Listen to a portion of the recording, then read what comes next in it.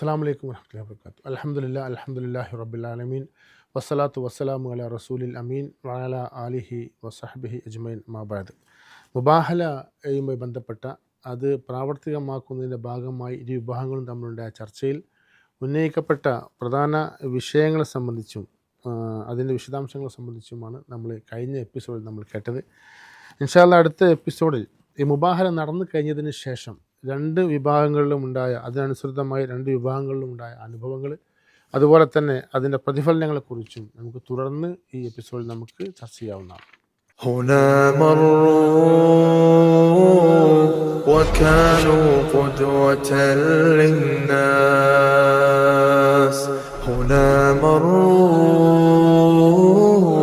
وكانوا قادة أطهار هنا مروا وكانوا قدوة للناس. ഉമ്മത്തി നബി എന്ന് പറഞ്ഞ ഒരു നബി വേറെ ഏതെങ്കിലും ഒരു നബിമാരെ കൂട്ടത്തിൽ ഒരു പേര് പറയാൻ കഴിയും? ഒരു പോസ്റ്റ് എന്ന് പറഞ്ഞിട്ടില്ല. ഉമ്മത്തി നബി എന്ന് പറഞ്ഞാൽ അങ്ങനെ ഒന്നുണ്ടോ? അപ്പോ എൻ അബ്ദുറഹീം സാഹിബ് പറഞ്ഞു ഇല്ലാന്ന്. അപ്പൊ ഇയാൾക്ക് മാത്രം, മീർസക്ക് മാത്രം അള്ളാഹു തആല നിശ്ചയിച്ചു കൊടുത്ത ഒരു പോസ്റ്റാണ് ഈ ഉമ്മത്തി നബി എന്നുള്ളത് കൂടി വരികയാണ്. അതുപോലെ അടുത്ത വാചകത്തില് ഹസ്രത്ത് അഹമ്മദുൽ ഖാദിയാനി സമർപ്പിച്ച ഇൽഹാമുകളും വഴികളും അള്ളാഹുവിൽ നിന്നുള്ളതാണെന്ന് ഞങ്ങൾ വിശ്വസിക്കുന്നു. അത് കൃത്യമാണ്.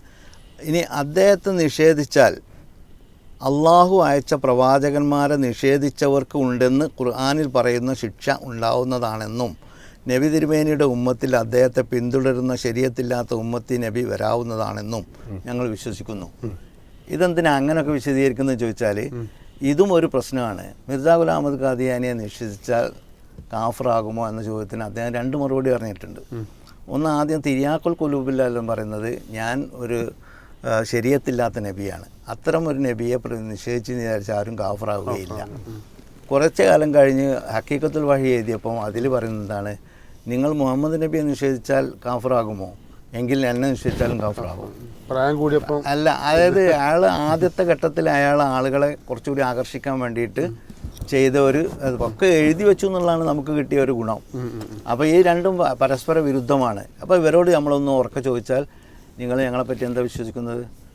അപ്പോൾ കൃത്യമായി നിങ്ങൾ ചോദിച്ചു നോക്കൂ. ഒരു സാധാരണക്കാരൻ ചോദിച്ചാൽ അവർ ഇങ്ങനെ അഴകുഴമ്പം മറുപടിയെ തരൂ. ഞങ്ങളൊക്കെ ശത്രുക്കളുടെ ലിസ്റ്റിൽ പെടുത്തിയിട്ട് ഞങ്ങളൊക്കെ കാഫറാണെന്ന് അവർ പറയും. അതേസമയം ഇത് അവരുടെ, അപ്പോൾ അവർ മുസ്ലിം പള്ളിയിൽ അവർ അവകാശം ചോദിക്കുന്നത് മുസ്ലിം ശ്മശാനത്തിൽ മറവ് ചെയ്യണം എന്ന അവകാശം ഉന്നയിക്കുന്നതൊക്കെ നമ്മളും നിങ്ങളും തമ്മിൽ മറ്റ് കക്ഷികൾ തമ്മിലുള്ള വ്യത്യാസമേ ഉള്ളൂ എന്നുള്ള ലഘൂകരിച്ചുകൊണ്ടുള്ളത്. അതേസമയം നമുക്ക് കൃത്യമായിട്ട് പറയാൻ കഴിയും, മുഹമ്മദ് നബി ഒരു നബിയാണ്. അതിനു മുമ്പ് വന്നതും പ്രവാചകന്മാർ തന്നെയാണ്. ഈ പ്രവാചകന്മാർ ആരിലും ഒരാളെ നിഷേധിച്ചാൽ നമ്മൾ നിഷേധികളാകും, കാഫറാകും, നരകാവകാശികളാകും എന്നൊക്കെ നമുക്ക് ഗണ്യതമായി പറയാൻ കഴിയും. ഇവർക്ക് അത് പറയുമ്പോൾ ചെറിയ അതുണ്ട്. അതുകൊണ്ടാണ് ഇങ്ങനെ വിശദീകരിക്കുന്നത്. ഞങ്ങൾ വിശ്വസിക്കുന്ന സർവശക്തനായ അള്ളാഹുവെ ഞങ്ങൾ പറയുന്നതും വിശ്വസിക്കുന്നതും കളവാണെങ്കിൽ ഞങ്ങളിൽ കടോര ശിക്ഷ ഇറക്കണമെന്നാണ് പ്രാർത്ഥിച്ചത്. പിന്നെ പറയുന്നത് ലേനത്തുള്ളാഹി അലൽ കാദിബീൻ, മറിച്ച് സത്യമാണെങ്കിൽ ഞങ്ങളിൽ അനുഗ്രഹം ചൊരിയുകയും സത്യം വെളിപ്പെടുമാറ് ദൃഷ്ടാന്തങ്ങൾ ഇറക്കുകയും ചെയ്യണമേ. രണ്ടാമത്തെ, അവരുടെ ഈ പ്രാർത്ഥനയ്ക്ക് നേതൃത്വം നൽകിയ അന്നത്തെ ചീഫ് മിഷണറിയായ മുഹമ്മദ് അബൂൽ വഫ സാഹിബാണ്. അയാളായിരുന്നു അന്നത്തെ. പിന്നെ അമീർ പറഞ്ഞിട്ട് സിദ്ദീഖ് അമീർ അലിക്ക് ശേഷം അവർ തിരഞ്ഞെടുത്തിട്ടുള്ളത് ഡോക്ടർ മൻസൂർ അഹമ്മദാണ്. ആ ഒരു രണ്ട് സ്ട്രീമാണത്.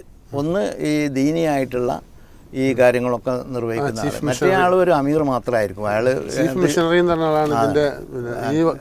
കാര്യങ്ങൾ ചെയ്യാം. അയാളാണ് ഈ പ്രാർത്ഥന നടത്തുന്നത്. നമ്മളെന്ത് ചെയ്തു? നമ്മൾ പ്രാർത്ഥനയ്ക്ക് ഒരു നേതൃത്വം കൊടുക്കാൻ വേണ്ടി നമ്മൾ ഒരാളെ തിരഞ്ഞെടുത്തു. അത് മുഹമ്മദ് മദനി, അദ്ദേഹമാണ് ഇതിന് നേതൃത്വം നൽകിയത്. മിർസ ഗുലാം അഹമ്മദ് ഖാദിയാനി അള്ളാഹു നിയോഗിച്ചയച്ച നബിയോ റസൂലോ ഉമ്മത്തി നബിയോ ശരീഅത്തില്ലാത്ത റസൂലോ അല്ലെന്ന് ഞങ്ങൾ പൂർണ്ണ ഹൃദയത്തോടെ വിശ്വസിക്കുകയും പ്രഖ്യാപിക്കുകയും ചെയ്യുന്നു. മുഹമ്മദ് നബി സല്ലല്ലാഹു അലൈഹി വസല്ലമയ്ക്ക് ശേഷം യാതൊരുവിധ നുബുവത്തും റിസാലത്തുമില്ല. തനിക്ക് അള്ളാഹുവിൽ നിന്ന് വഹി ലഭിച്ചുവെന്ന മിർസ ഖാദിയാനിയുടെ വാദം കള്ളമാണ്.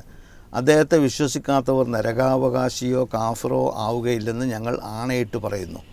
ഞങ്ങൾ വിശ്വസിക്കുന്നതും പറയുന്നതും കളവാണെങ്കിൽ അള്ളാഹുവേ, നിൻ്റെ ശാപം ഞങ്ങളിൽ വർഷിപ്പിക്കുമാറാകണമേ. ലഅനത്തുല്ലാഹി അലൽ കാദിബീൻ. മറിച്ച് സത്യമാണെങ്കിൽ ഞങ്ങളിൽ അനുഗ്രഹം ചൊരിയുകയും സത്യം വെളിപ്പെടുമാറ് ദൃഷ്ടാന്തങ്ങൾ ഇറക്കുകയും ചെയ്യണമേ എന്നാണ്. ആ ജനസഞ്ചയം ഭയങ്കര ഒരു കാഴ്ച കൊടുത്തുന്ന ജനസംഖ്യ എന്ന് പറഞ്ഞാല് ജനസഞ്ചയം അന്ന് അവിടെ എത്തിപ്പെട്ടതിനേക്കാൾ പിന്നീട് പിന്നെ വന്നുകൊണ്ടിരുന്ന ആളുകളുണ്ടായിരുന്നു.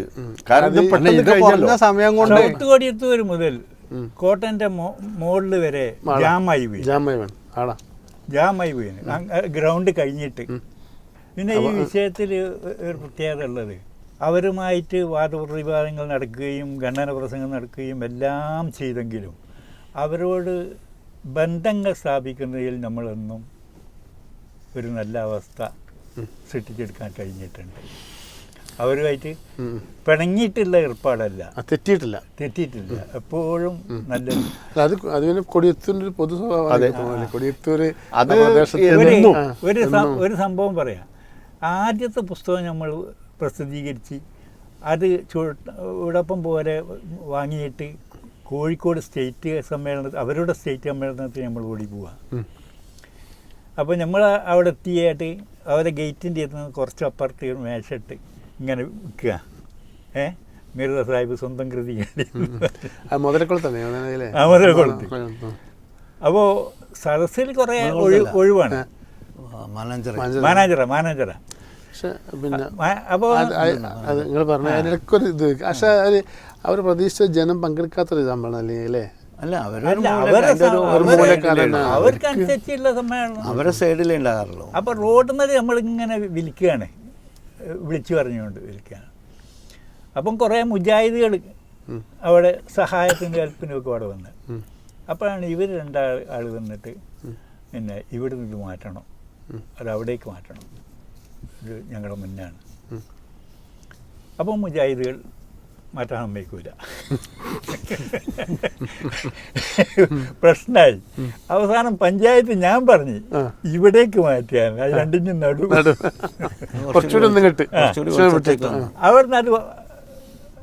അങ്ങോട്ട് മാറ്റി വിറ്റു. രാത്രി 10 മണിയായിട്ട് സമ്മേളനം അവസാനിച്ചു. ഞങ്ങൾക്ക് പോരാൻ ബസ്സില്ല.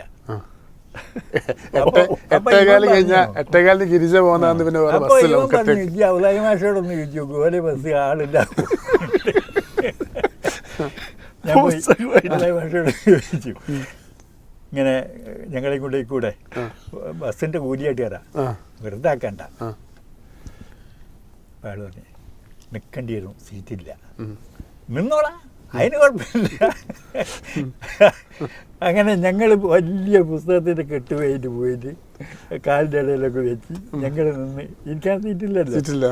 അപ്പം കൊടിത്തൂരെത്തിന് കാര്യം ഔലായിനെ പിരാഗുണ്ട്. ചങ്ങായിൻ്റെ പണത്തിൻ്റെ പൈസ ആക്രാന്തം നടന്നിട്ടില്ലേ? അതിനെ പോസിറ്റീവായി കണ്ടാൽ മതി. നമ്മളവിടെ കുടുങ്ങി കിടക്കേണ്ട കാര്യം അവർക്കില്ലല്ലോ. അവര് നമ്മളെ കയറ്റി പോകുന്നു. അല്ല, അത് നമ്മൾ തമാശ ഉള്ളതല്ല. അവിടുന്ന് പുസ്തകം വാങ്ങരുതെന്ന് അനൗൺസ് ചെയ്തുകൊണ്ടാണ് കൂടുതൽ ആളുകൾ അത് അറിഞ്ഞത്. അവർ കൂടുതലായി വന്ന് വാങ്ങി. അത് അവർ ഒരു ക്ഷുദ്രകൃതി അവിടെ പുറത്ത് വിൽപ്പനക്കുണ്ട്, അതാരും വാങ്ങരുതെന്നുള്ളൊരു അനൗൺസ്മെന്റ്. അതോടുകൂടി ആൾക്കാർ ഇത് അറിയുകയും വന്ന് വാങ്ങുകയും ചെയ്തു. അത് ചെറിയ വിലയാണെന്നുള്ളൂ. അത് കഴിഞ്ഞിട്ട് വാങ്ങാൻ കഴിയാത്ത കൊടിയത്തൂരുകാർ സ്വകാര്യമായിട്ട് ബസ്സിൽ നിന്ന് ഞങ്ങളോട് വാങ്ങി. ബസ്സിൽ നിന്ന് 3-4 കോപ്പികൾ 4 കോപ്പികൾ ഓരോ ചെക്കന്മാർ വന്ന് വാങ്ങിച്ച് പൈസ തന്നിട്ട്. അതാണ് അന്ന് തിരിച്ചു വരുമ്പോഴാണ് ഈ സൗഹൃദം. ഏതായാലും അങ്ങനെ ആ ബന്ധങ്ങൾ സ്ഥാപിക്കാൻ ആദ്യ അവസാനം വരെ ഞങ്ങൾ ഏറ്റവും അവസാനം നമ്മൾ പിപ്പിൻ്റെ അടുത്ത് ഏതോ ഒരു കൂട്ടർ വന്നിനിയല്ല, അതിൽ സംസാരിക്കാൻ വന്നിനി ഈ ചെറിയാപ്പുവിന് ഈ പിന്നെ റെക്കോർഡിന് ഓന് വീട്ടിൽ പോകണം. ഓന് പിന്നെ ഓൻ്റെ ആയിട്ട് പോകണം. ഞാൻ കൊണ്ടുപോയി വയ്ക്കുള്ളത് തന്നെയാണ്. ഞാൻ ആ കൊണ്ടുപോയി അവിടെ ഓരോ വീട്ടിലാക്കി. പിന്നെ ഈ മൂന്നാമത്തെ പൊതുപ്രാർത്ഥന എന്ന് പറഞ്ഞാൽ ഇതാണ്: സർവശക്തനായ അള്ളാഹുവേ, രഹസ്യവും പരസ്യവും അറിയുന്നവനെ, നിൻ്റെ ശക്തിയും പ്രതാപവും അന്തസ്സും ഉയർത്തിപ്പിടിച്ചുകൊണ്ട് ഞങ്ങളിതാ നിന്നോട് പ്രാർത്ഥിക്കുന്നു. നാഥ, ഞങ്ങൾ 2 കക്ഷികളിൽ ആരാണോ സത്യവാന്മാർ അവരിൽ നീ ഇരു ലോകത്തെയും അനുഗ്രഹങ്ങൾ ചൊരിയണമേ. സത്യവാന്മാരുടെ കഷ്ടപ്പാടുകൾ നീ ദൂരീകരിക്കണമേ. അനുഗ്രഹങ്ങൾക്ക് മേൽ അനുഗ്രഹങ്ങൾ ചൊരിയുകയും അവരുടെ സമൂഹത്തിൽ നിന്ന് എല്ലാവിധ ദോഷബാധകളും എല്ലാ വിഷമങ്ങളും അകറ്റുകയും ചെയ്യണമേ. ആമീൻ. അള്ളാഹുവേ, ഞങ്ങളിൽ ഏതൊരു കക്ഷിയാണോ കളവ് പറയുകയും പ്രചരിപ്പിക്കുകയും ചെയ്യുന്നത് അവരുടെ മേൽ നീ ശാപവും കോപവും ഇറക്കി അവരെ നിന്ദ്യരും നികൃഷ്ടരുമാക്കി നശിപ്പിക്കണമേ. ആരുടെയും കൈയിടത്തുകൾക്ക് അതീതമായി കഷ്ടപ്പാടുകൾക്ക് മേൽ കഷ്ടപ്പാടുകൾ അവരുടെ മേൽ നീ ഇറക്കണമേ. ഞങ്ങളിൽ സത്യത്തിൻ്റെ വിഭാഗത്തെ ലോകർക്ക് മനസ്സിലാക്കാനും അസത്യത്തിൻ്റെ വിഭാഗത്തെ തിരിച്ചറിയാനും സാധിക്കുന്ന വിധത്തിൽ വ്യക്തമായ ദൃഷ്ടാന്തം അള്ളാഹുവെ നീ ഇച്ഛിക്കുന്നുവെങ്കിൽ 6 മാസത്തിനുള്ളിൽ വെളിപ്പെടുത്തണമേ എന്നായിരുന്നു പൊതുപ്രാർത്ഥന. ഇനി ഇതൊക്കെ ഈ നേരത്തെ പറഞ്ഞ പ്രാർത്ഥന ആദ്യം അവരല്ലേ ചെയ്യല്ലേ? സ്വാഭാവിക ആദ്യം അവർ പ്രാർത്ഥിച്ച് പിന്നെ എന്തായാലും ഇത് മൊത്തം സമൂഹത്തിൽ രണ്ടുകൂട്ടർക്കും പ്രാർത്ഥിക്കാനുള്ള പൊതു പ്രാർത്ഥനയായിട്ട് മുബാഹല എന്ന് പറഞ്ഞൊരു ചടങ്ങ് നമ്മൾ പറയുകയാണെങ്കിൽ ഇപ്പോൾ ഒരു വേദി നമ്മൾ 40 ആളുകൾ അവരെ 40 ആളുകൾ പിന്നെ അന്ന് മധ്യസ്ഥന്മാരായിട്ടുണ്ടായിരുന്നു നിരീക്ഷകർ എന്നുള്ള മധ്യസ്ഥൻ എന്നുള്ള വാക്ക് നിരീക്ഷകരായിട്ട് കാരശ്ശേരി പഞ്ചായത്ത് പ്രസിഡന്റായിരുന്ന എൻ.എം. ഹുസൈൻ അദ്ദേഹമാണ് അധ്യക്ഷനായതിന്. ഒരു ഭാഗത്തുനിന്ന് അവർ നിർദ്ദേശിച്ചത് PNM കോയട്ടി എന്ന് പറഞ്ഞ ആളാണ്. അദ്ദേഹം ഒരു പരമപ്രമുഖനാണ്, കാദിയാനിയൊന്നുമല്ല, പക്ഷെ അവർ പിന്നെ അവരോട് മാന്യമായി മാറുന്ന ഒരാളാണ്. കോഴിക്കോട്. പിന്നെ നമ്മൾ നിർദ്ദേശിച്ച നമ്മുടെ ആളായിട്ട് വന്നത്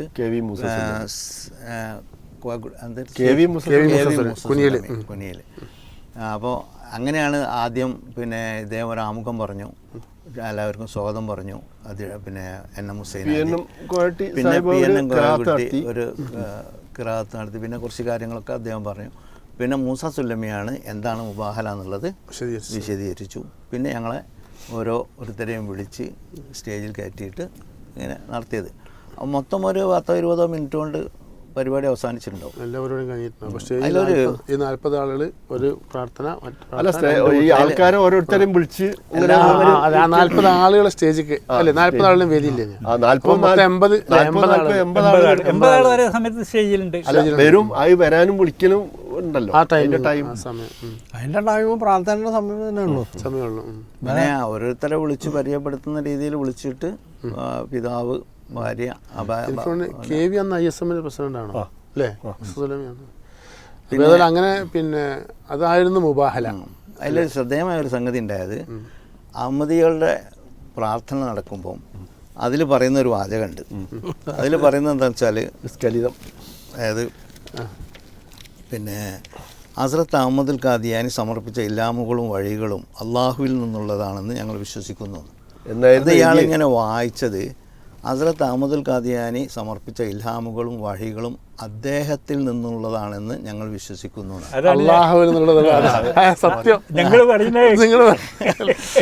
എന്ന് പറഞ്ഞിട്ട് ഒരു നാക്കുപിഴ സംഭവിച്ചു.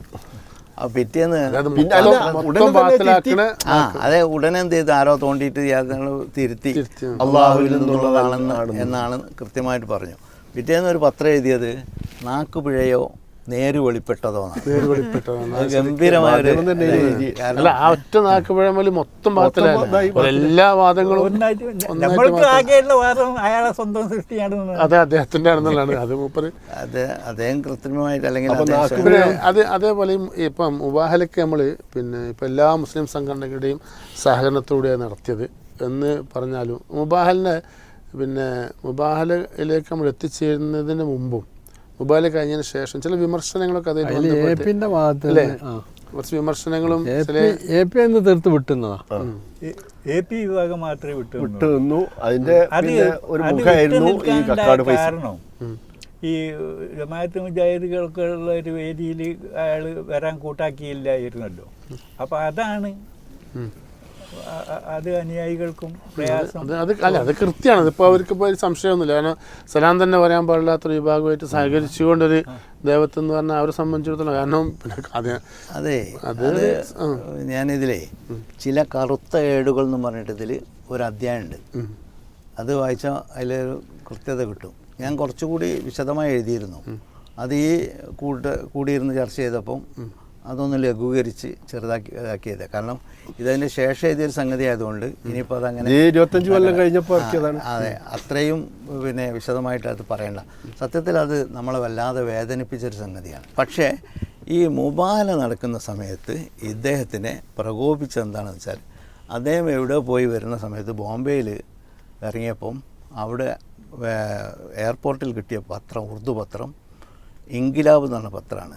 അതിൽ വെണ്ടയ്ക്കായിട്ട് എഴുതുകയാണ് എന്താണ്, കേരളമേ മുബാഹലേക്ക എന്നീ കാലത്തെന്ന് പറഞ്ഞിട്ടുള്ള ആ ഒരു പത്രവാർത്തയാണ്. അതോടുകൂടി നമ്മൾ പങ്കെടുക്കാത്ത അല്ലെങ്കിൽ നമ്മളിൽ അല്ലാത്ത ഒരു സംഗതി ഇവിടെ കേരളത്തിൽ നടന്നു എന്നുള്ളതിലായിരിക്കാം അദ്ദേഹം പിറ്റേ ദിവസം സൗത്ത് കൊടിയത്തൂരിൽ വന്ന് ഒരു എന്തോ ഒരു സ്ഥാപനത്തിൻ്റെ എന്തോ ഒന്ന് ഉദ്ഘാടനത്തിന് വന്നപ്പം അതിരൂക്ഷമായിട്ട് ഈ വിഷയം മാത്രം എടുത്തിട്ട്, മാത്രമല്ല അന്ന് തന്നെ അദ്ദേഹം ഞങ്ങൾക്ക് സുന്നികൾക്ക് പങ്കില്ല എന്ന് പറഞ്ഞിട്ട് അവരുടെ പത്രങ്ങളിലും അതുപോലെ മാതൃഭൂമിയോ കേരളകൗമുദിയായിട്ട് എഴുതി. പക്ഷേ പിറ്റേ ദിവസം സമസ്തൻ്റെ ആൾക്കാർ, സമസ്തയുടെ സമ്മതത്തോടു കൂടിയാണ് നമ്മൾ ചെയ്തത്, ഒറിജിനൽ സമസ്തയുടെ ആളുകൾ അതിനെ നിഷേധിച്ചുകൊണ്ട് പത്രപ്രസ്താവന ഇറക്കുകയും ചെയ്തു. പക്ഷേ പിറ്റേന്ന് ഈ പ്രസംഗത്തിൻ്റെ ഇതിൽ ഒരു 2-3 മണിക്കൂർ പ്രസംഗിച്ചതിൽ ഒരു 2 മണിക്കൂറെങ്കിലും ഈ മുബാഹലയുമായിട്ട് അത് പറഞ്ഞൊരു കാര്യം എന്താ വെച്ചാൽ, രണ്ടും അസത്യത്തിൻ്റെ വക്താക്കളായതുകൊണ്ട് ഞങ്ങൾ അതിൽ പങ്കില്ലാണ്. അപ്പോൾ നമ്മൾ അതിനൊരു മറുചോദ്യം ചോദിച്ചു. രണ്ടും അസത്യത്തിൻ്റെ വക്താക്കൾ എന്ന് പറഞ്ഞാൽ ഇവിടെ കാദിയാനികൾ പറഞ്ഞ മിർസ ഗുലാം അഹമ്മദ് കാദിയാനി പ്രവാചകനാണ്, മുഹമ്മദ് നബി സല്ലല്ലാഹു അലൈഹി വസല്ലം അന്ത്യപ്രവാചകനല്ല, അദ്ദേഹത്തിന് ശേഷം വീണ്ടും നബിമാർ വരുന്ന.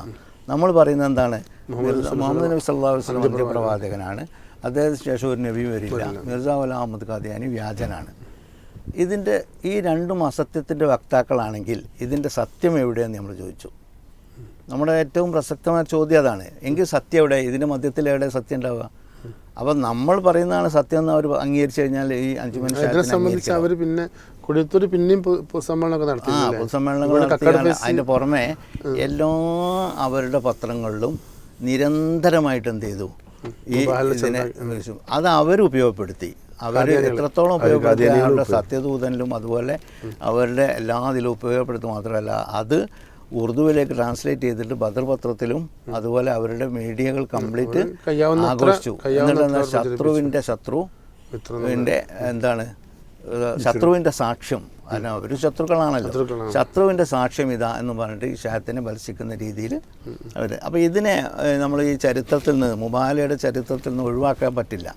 അതുകൊണ്ട് വളരെ സംക്ഷിപ്തമായിട്ട് ആ കാര്യം നമ്മൾ ഇപ്പോൾ പുസ്തകത്തിൽ എഴുതിയിട്ടുണ്ട്. അതായത് എല്ലാവരും കൂടി ഇങ്ങനെ ഒരു പിന്നെ സംരംഭത്തിന് വേണ്ടി മുന്നിട്ട് വന്നപ്പം ഇവർ പക്ഷേ പിൽക്കാലത്ത് ആ പ്രസംഗിച്ച ആളുകൾ തന്നെ എന്നെ വിളിച്ചു കൂട്ടിക്കൊണ്ടുപോയിട്ട് ഇവർക്ക് വേണ്ടി സംസാരിക്കാൻ വേണ്ടിയിട്ട് അവരുമായിട്ട് സംസാരിക്കാൻ വേണ്ടി അവരുടെ കൂട്ടത്തിൽപ്പെട്ട അഹമ്മദിയായ ഒരാളുമായിട്ട് സംസാരിക്കാൻ വേണ്ടി എന്നെ കൂട്ടിക്കൊണ്ട് പോയിട്ടുണ്ട്. കൂട്ടത്തിൽ പറഞ്ഞാണ് ഇപ്പം നമുക്ക് ഈ കൊടിയത്തൂരിന് കിട്ടിയ സൗഭാഗ്യം, ഇപ്പം നമ്മൾ ഈ കാദ്യാനിസത്തെ പ്രതിരോധിക്കാൻ വേണ്ടിയുള്ള പ്രവർത്തനത്തിൽ കിട്ടിയ സൗഭാഗ്യങ്ങളൊന്ന് ഈ പണ്ഡിതന്മാരുടെ സാന്നിധ്യം, അതുപോലെ ഈ ഉറുദു ഭാഷയുടെ പിന്നെ പഠനവുമായിട്ട് ബന്ധപ്പെട്ടിട്ടുണ്ടായ അവിടെ ഉണ്ടായ ഒരു ജാഗരണം അല്ലേ, കുറേ ഉറുദു പിന്നെ അധ്യാപകന്മാരും മാഷന്മാരും ആ ഭാഷയായിട്ട് ബന്ധം, അതിപ്പോൾ കൊടിയത്തൂർ ചന്ദമംഗലൂർ ഭാഗത്താണ് എനിക്ക് തോന്നുന്നത് കൂടുതലായിട്ടുണ്ടായത് അല്ലേ. അപ്പം അതും ഇതിനൊരു സഹായമായിട്ടുണ്ടാവും തീർച്ചയായിട്ടും. പിന്നെ ഈ മുബാഹലയ്ക്ക് ശേഷമുള്ള 2 കാര്യങ്ങളുണ്ട്. ഒന്ന്, ഈ മുബാഹല നമ്മൾ നടത്തിയ എന്തിനാണോ അതിൻ്റെ പ്രതിഫലനങ്ങൾ എന്ത്. 2, ഇതിലൊരു മാനുഷിക വശമുണ്ടല്ലോ. അതിപ്പം 10-40 ആൾക്കാർ, പ്രത്യേകിച്ച് കുറച്ച് ആൾക്കാർ കുടുംബസമേതം അത് ഞങ്ങൾ ഈ പറയുന്ന കാര്യം ശരിയല്ലെങ്കിൽ അള്ളാഹുവിൻ്റെ ശാപം ഞങ്ങളുടെ മേൽ ഉണ്ടാവട്ടെ എന്ന് പ്രാർത്ഥിച്ച് നിൽക്കുകയാണല്ലോ. ഇതൊരു 6 മാസം എന്ന് വെച്ചാൽ ഒരു വല്ലാത്ത ഘട്ടമാണല്ലോ. ഏതെങ്കിലും രൂപത്തിൽ എവിടെയെങ്കിലും ഒരു ഓട്ടോറിക്ഷ തട്ടിയാലും ഒരു സൈക്കിൾ കുത്തിയാലും ഇനിയിപ്പോൾ കുടിക്കുമ്പോൾ വെള്ളം മൂക്കിൽ പോയി ജലദോഷ പനിയെ പിടിച്ചാലൊക്കെ ഒരു പ്രചരണ വിഷയ രൂപത്തിൽ നിരീക്ഷണ വലയത്തിലാണല്ലോ ഈ ഒരു കാലഘട്ടം, ഈ ഒരു 6 മാസക്കാലം. നമ്മളെ സംബന്ധിച്ചിടത്തോളം നമ്മുടെ സന്ദർഭങ്ങളിലൊക്കെ അള്ളാഹുവിനോട് പ്രാർത്ഥിച്ചിട്ടുണ്ട്. വ്യക്തമായൊരു ദൃഷ്ടാന്തം ലഭിക്കുകയാണെങ്കിൽ, നീ ഇച്ഛിക്കുന്നുവെങ്കിൽ എന്നുള്ളതാണ് ഇൻഷീത്ത, നീ അങ്ങനെ ഉദ്ദേശിക്കുന്നുണ്ടെങ്കിൽ ഈ 6 മാസത്തിനകം എല്ലാവർക്കും കാണാൻ പറ്റിയ രീതിയിൽ ഒരു ഇത്. അതേസമയം മിർസ ഖാദിയാനിയുടെ രചനകളിലും ഇവർ തന്നെ പഠിച്ചിറക്കിയിട്ടുള്ള ലഘുലേഖകളിലൊക്കെ കൃത്യമായി പറയുന്നുണ്ട്, ആരെങ്കിലും മുബാല നടത്താൻ തയ്യാറാവുകയാണെങ്കിൽ അവർ ശാരീരികമായി ഉന്മൂലനം ചെയ്യപ്പെടും, ധൂളീകരിക്കപ്പെട്ടു എന്നാണ് സിയാവുലക്കിനെ പറ്റി പറഞ്ഞത്. അത് തന്നെ സംഭവിക്കുന്നതാണ്.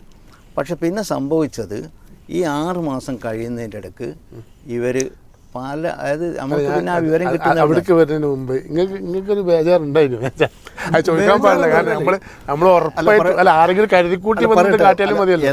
ഞങ്ങൾക്ക് ഞങ്ങളെ സംബന്ധിച്ചിടത്തോളം ആ പ്രാർത്ഥനാ നിർഭരത ആ ഓർമ്മ എപ്പോഴും ഉണ്ട്. എന്ന് വെച്ചാൽ പഠിച്ചോനെ ഇത് ഒരു വിജയത്തിന് അത് ആ ഒരു അവസ്ഥയല്ലാതെ ഈ കാര്യം കഴിഞ്ഞതിന് ശേഷം ഞങ്ങൾക്കാർക്കും എന്താ സ്വാഭാവികമായിട്ടും അതെ. ഇത് സത്യമാണ് എന്നുള്ളത് 100% എന്നല്ലാതെ പറയാൻ കഴിയില്ലല്ലോ, അതിലപ്പുറം ഒരു ശതമാനം ഉണ്ടാവില്ലല്ലോ എന്നല്ലാതെ അതുകൊണ്ട് തന്നെ ആ വകയിലുള്ള എന്തെങ്കിലും ഒരു ഇല്ല. അതേ സമയത്ത് അവർക്ക് നല്ല ബേജാറ് എന്ന് പറഞ്ഞാല് അത് ഈ ബുക്കിൽ തന്നെ ഇരിക്കുന്നുണ്ട്. എന്താ വെച്ചാൽ ഈ ഒരു പിന്നെ ഇത് ഓരോ കൗണ്ട് ഡൗൺ ചെയ്യുന്നു. അതായത് പിന്നെ ഇനി 3 മാസമേ ഉള്ളൂ, ഇനി 5.5 മാസമേ ഉള്ളൂ, 2 മാസമേ ഉള്ളൂ, നീ കുറങ്ങുകയാണോ അതാണോ ഇതാണോ എന്ന് പറഞ്ഞ ആട്ടുകൂട്ടൊക്കെ വിളിച്ച് പറഞ്ഞുകൊണ്ടും പിന്നെ താജ്ജുദ് തീരെ നിസ്കരിക്കാത്ത ആൾക്കാരാ, എന്നിട്ട് താജ്ജുദ് നിസ്കരിക്കലും പിന്നെ ദ്വാരക്കലും ഖുർആൻ ഓതലും മറ്റും മറിച്ചും ഒക്കെ ആയിട്ടുള്ള ആ സംഭവങ്ങൾ നമ്മൾക്ക് കിട്ടിയിട്ടുണ്ട്. ഇതാണ് ഞാൻ പറഞ്ഞ കേരളമേ മുബാഹലയൊക്കെ എണ്ണിക്കാന്ന് പറഞ്ഞ ബോംബെയിൽ നിന്ന് ഇറങ്ങുന്ന ഇൻകിലാബ്. ഈ പത്രം കണ്ടിട്ട് നമ്മുടെ പാകിസ്ഥാനിലുള്ള ഒരു മുഹമ്മദ് സലാഹുദ്ദീൻ എന്ന് പറഞ്ഞ ആളുണ്ട്. അദ്ദേഹം ഒരു ഇൻ്റർനാഷണൽ വീക്കിലി ഉറുദു വീക്കിലി ഇറക്കുന്നുണ്ട്, തക്ബീർ എന്നാണ്. ഈ തക്ബീറിൻ്റെ എഡിറ്റർ അതിൽ നിന്ന്, അതായത് അതൊരു സ്വാഭാവികമായിട്ടും ബോംബെയിൽ നിന്ന് ഇറങ്ങുന്നവർ ഉറുദു ഡെയിലിയാണ്. അപ്പോൾ അതിൽ നിന്ന് ആ വാർത്ത വായിച്ചിട്ട് ഒരു പക്ഷേ അദ്ദേഹത്തിൻ്റെ അവിടെ നിന്ന് കിട്ടിയ നമുക്കറിയില്ല, ഏതായാലും അദ്ദേഹം ഈ കൊടിയത്തൂർ എവിടെയാണ് ഈ കാര്യങ്ങളൊക്കെ മനസ്സിലാക്കി മൂപ്പര് എനിക്കൊരു കത്ത് എഴുതി ഉറുദുവിൽ. എന്നിട്ട് പറഞ്ഞ് ഇതിൻ്റെ കാര്യങ്ങളൊന്ന് വിശദമായിട്ട് അയച്ചു തരണം. അപ്പോൾ ഈ വാർത്ത കൃത്യമായിട്ട് ഇതിൽ ഞാൻ എഴുതി അയച്ചു കൊടുത്തു. ഈ ഫോട്ടോസൊക്കെ അന്ന് നമ്മളെ കൈ കിട്ടിയിരുന്നു. ഈ ഫോട്ടോ ഒക്കെ അയച്ചു കൊടുത്തു. അന്നേമാതിരി അയക്കാനൊക്കെ പ്രയാസമാണ്, എന്നാലും രജിസ്റ്റേർഡ് പോസ്റ്റായിട്ട് അദ്ദേഹത്തിന് അയച്ചു കൊടുത്തപ്പം ഇദ്ദേഹം അതിനൊരു കവർ സ്റ്റോറി ആക്കിയിട്ട് കേരള में मुसलमानों और कादियानियों का तारीख़ी मुबाहला का चैलेंज देने वाले कादियानी अमीर अगले रोज़ चल बसा. ഇതാണ് സിദ്ദീഖ് അമീർ അലി 10 ദിവസം കഴിഞ്ഞപ്പോൾ മരിച്ചില്ലേ ഈ വാർത്താ സമ്മേളനം നടത്തിയിട്ട്. ഇത് പറഞ്ഞിട്ട് ഈ ഫോട്ടോസൊക്കെ കൊടുത്തിട്ട് അദ്ദേഹം ഇതിൻ്റെ കവർ സ്റ്റോറി ആയിട്ട് ഇതിൻ്റെ ഉള്ളിൽ 4 പേജിൽ ആ കാര്യം വിശദീകരിച്ചു.